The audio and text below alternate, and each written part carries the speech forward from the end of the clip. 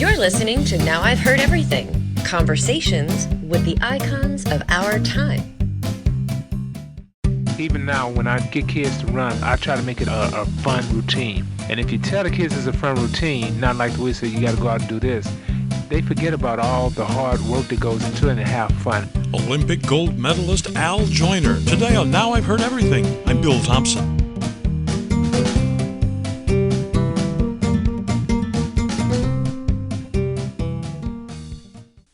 The 2024 Olympics get underway today in Paris. Now, who will emerge as the heroes whose names we'll remember for years to come?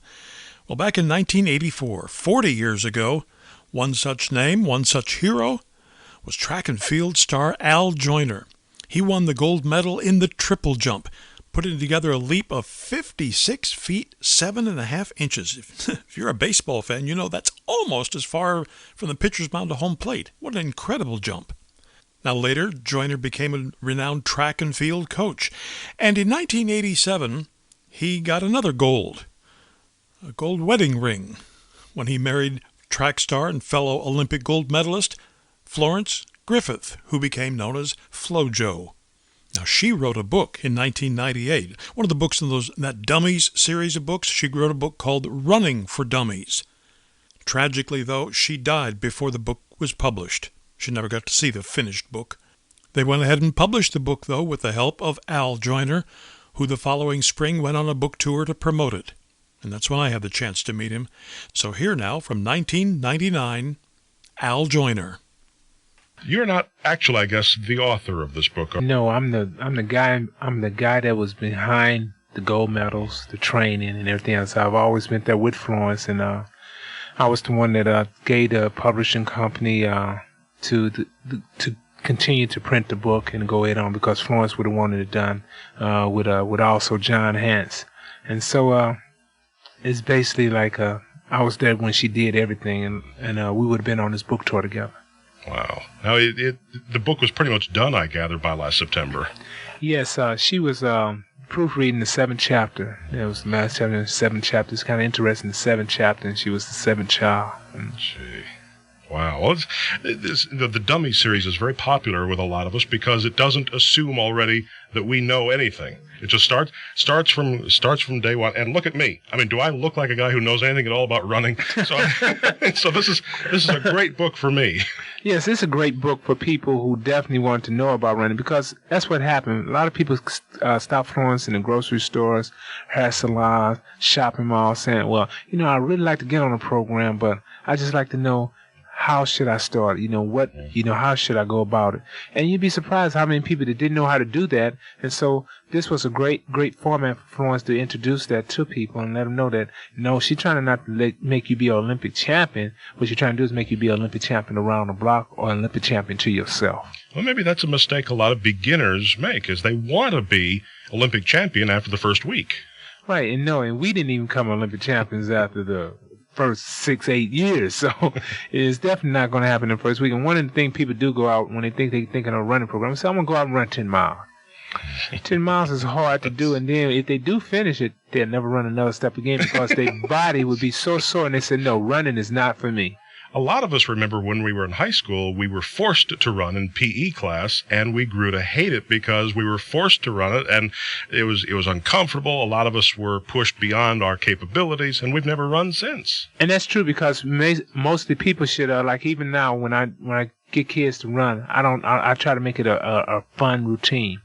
And if you tell the kids it's a fun routine, not like the way you say you got to go out and do this, they forget about all the hard work that goes into it and have fun. And that's what you try to have to do. And that's what this book, Running for Dummies, was trying to do, to make sure that it's fun, enjoyable, and, have pictures in there to make you laugh.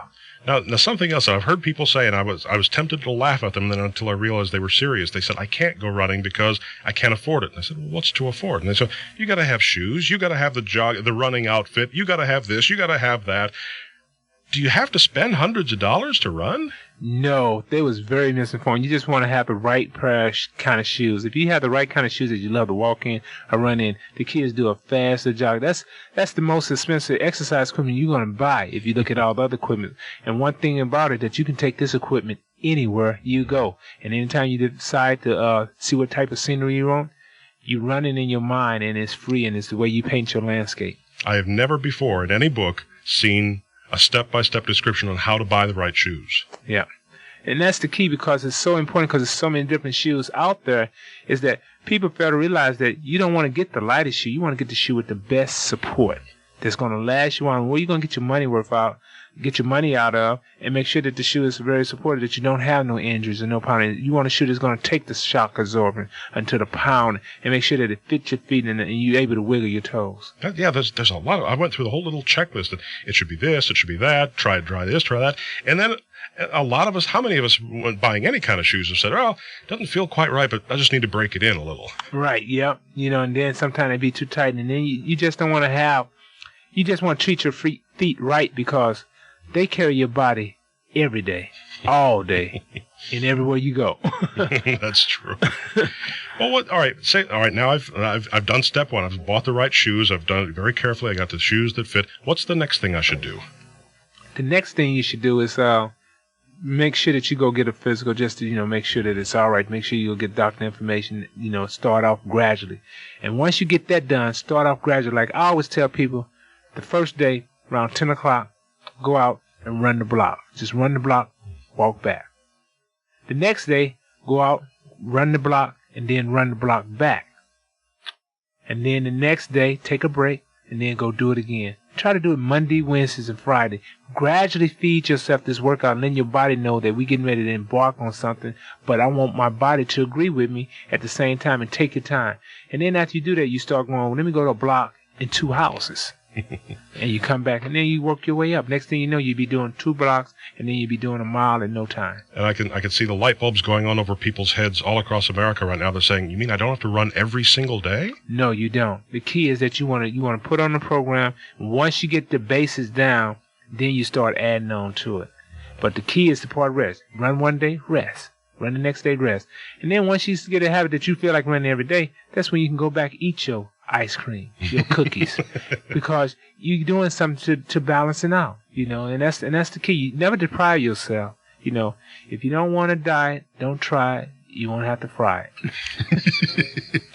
Now, many years ago, they told us no pain, no gain. Then a few years ago, they told us, no, that's wrong. If it's painful, stop. But look at a person in my condition who's overweight, who's out of shape, who's a beginner. I mean, I may have trouble just running that block and then walking back. I'm going to have some discomfort, aren't I? That's right. One thing that even if you do, go to 3 houses. The key is that you go to something that's comfortable for you and then come back. Don't go. It's just like when people say, well, I want to get back, I want to, look like the model. The key is find a picture of yourself that you say, I really liked myself when it was this. Put that picture up there, because, see, that's reality. That's you. Mm-hmm. That means that's in you, because that's you. And when you look at that, all you're doing is looking at yourself and say, well, I can get back to that because that's me. I can relate to that person because I know that person because it's me. You're never going to look like the guy in the Bally's commercial. Right. Yeah. Those people don't even need a health club. I don't even know why you're in the commercial to begin with. But now there's so many things in your book that I would have never thought of before. I would have never thought that cross-training would help me in my running, for example. Oh, yes. Cross-training is a big help, because what you want to do is add variety to your workout, especially because some people say, well, running is boring. Switch it up. And the key is that once you get that shape, you're not losing a beat, because all of a sudden you're going to end up like, you may swim. You say, well, I'm going to alternate with this with swimming, and then or riding a bike, and then you go back to your running. That keeps you fresh and to the point, and you'd be surprised how fresh and stronger your legs going to feel doing that cross training. It's going to make your job easier, running, making it much easier, because if you keep a log and you write the stuff down, write the reason that you feel down, and then you go back and look at yourself. What you're doing is really understanding you, and that's what it's all about. Of course, also, you don't want great legs and no upper body strength. Right. You want a complete package, and if you start off slow, building your way up, writing the things down and writing your goals down, because it's a process. Running is a process, because the outcome is already there. If you don't run, the outcome is there. If you do run, the outcome is there. It's the outcome that the individual wants. Is there such a thing as overtraining? I mean, when do you realize that you've gone over the edge? Yes, one thing is overtraining, because, see, Florence was a victim of overtraining, just training too much. The key is that you got to put in the rest. That's why I said alternate those days with rest. And when you start overtraining, you're going to start getting injuries a lot. I don't care how fit you is, you're going to start getting injured, because right now your body is breaking down. That means you're not getting enough time to rest. And the key is that you want to give rest. And overtraining is definitely a sign of that you training too much. Is maybe one of the signs that maybe the first sign that you'll notice is maybe a little personality change? Personality a little bit, but definitely when you start getting pains. I'm talking about little nagging pains to the point where your knees are normally didn't hurt, and then it starts becoming, because you don't want those pains to become chronic. But, a lot of folks in their 40s may say, well, I'm not 22 anymore. If I'm starting to run, I'm going to get little aches and pains now and then. My body's getting older. No, not when you overtrain, because, see, one thing, if you do a training program and do lift weights, not for bulk, but for strength endurance, you won't have any problem running. You'll be running until you're 110. And that's the key, that running and lifting weights, everything really slows down the aging process. I really believe that. Wow. And it's not just a Forrest Gump kind of running either. I mean, we don't have to be out in the middle of the desert all by ourselves, do we? Right. Yeah, you can just run any place you can find, a place where you can run, just working on your technique and everything else, because it's all about the mechanics. And the reason that we try to tell people how to run, because if they run the proper way, it's not going to be so dreaded or anything else. It's going to be, you're doing it right.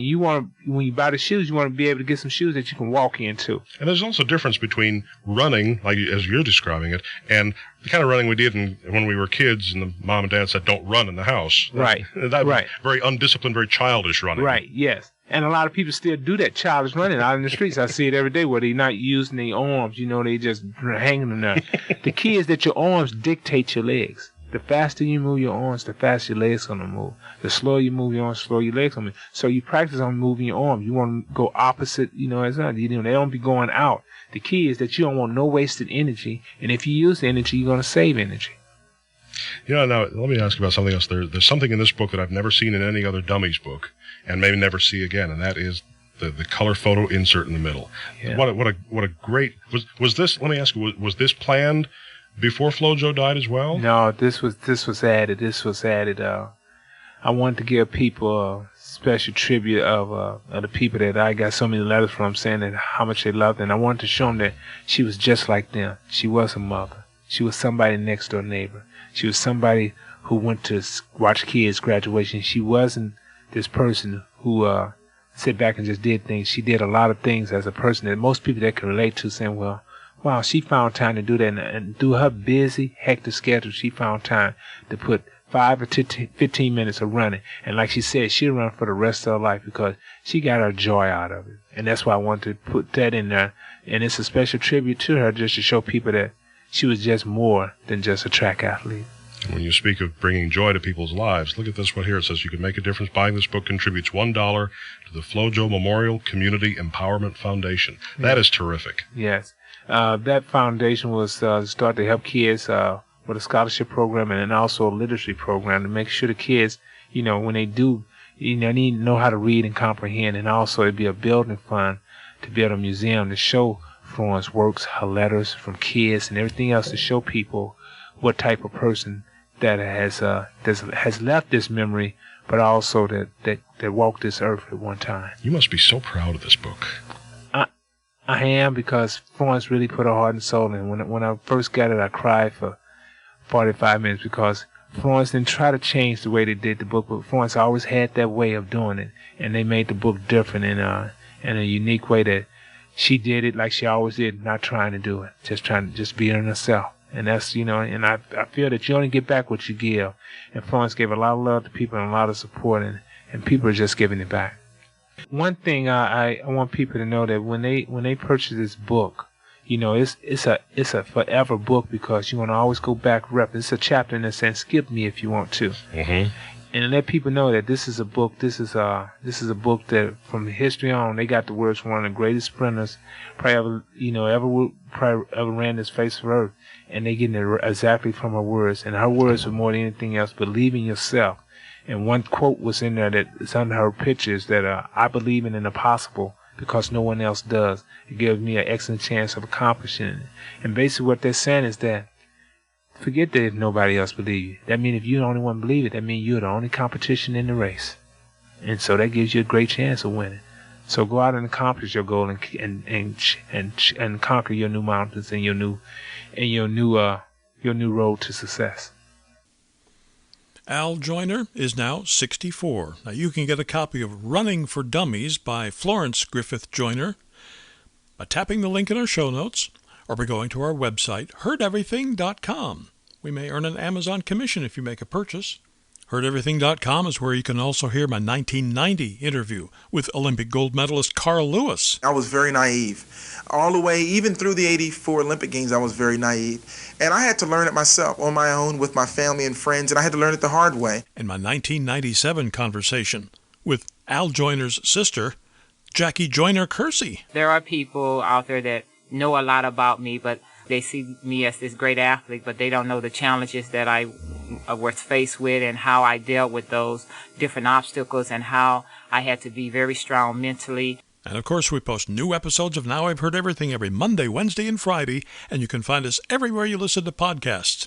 And thank you so much for listening. Next time on Now I've Heard Everything, a former Trump insider, not a political insider, a business insider, the top executive at the Atlantic City Trump Casino in the late 1980s. My 1991 interview with John O'Donnell. Well, at the heart of Donald is Donald Trump, whatever satisfies him. And money is the motivating factor. You know, at the end of a deal, who had a bigger pile of money? And in Donald's life, not only did he want the bigger pile, but he wanted the entire pile. That's next time on Now I've Heard Everything. I'm Bill Thompson.